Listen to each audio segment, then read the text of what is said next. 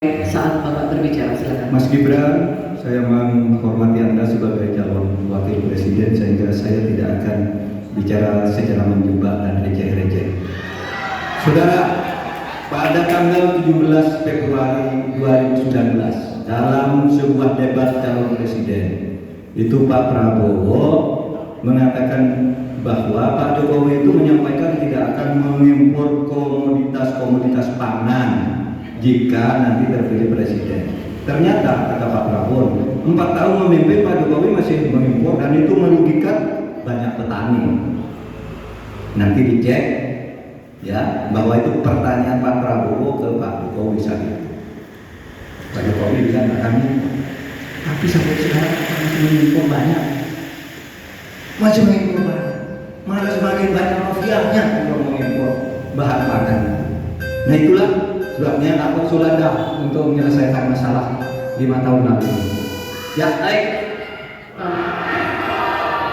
Cukup kami persilakan cawapres nomor urut 2 Bapak Gibran Rakabuming Raka untuk menjawab. Waktunya 2 menit dimulai saat berbicara, silakan. Sepertinya Prof. Mahfud agak ngantuk ya, soalnya saya sudah 2 kali memberikan pertanyaan yang sulit. Carbon capture, greenflation, selalu dikomenin pertanyaan receh. Ya kalau receh ya dijawab Pak, itu loh, segampang itu.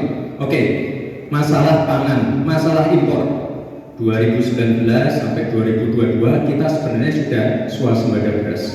2023 ada impor karena El Nino Pak, dan ini terjadi di sebagian besar di belahan dunia Pak.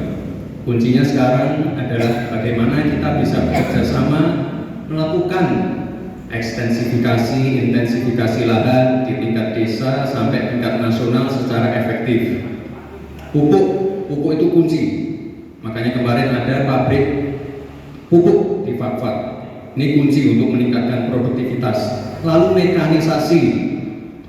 Ini kalau tidak ada mekanisasi, produktivitasnya tidak akan meningkat. Ada combine harvester, ada RMU. Ini wajib untuk meningkatkan produktivitas sekaligus mengurangi food loss atau food waste. Lalu tentu saja kita harus menggandeng anak muda. Misalnya di Jabar sudah ada program petani milenial, ya kita juga harus mengedepankan smart farming. Kita pakai IoT untuk mengecek kesuburan tanah, pH tanah, keasaman tanah, penting sekali Pak. Lalu kita pakai drone untuk menyemprotkan pestisida.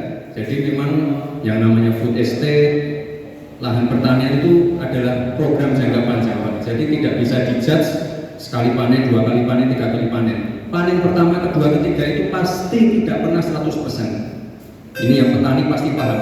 Baru nanti panen ke-6, ke-7, ke-8 baru akan kelihatan seperti apa hasilnya. Itu Pak, terima kasih dan mohon maaf sebelumnya Pak.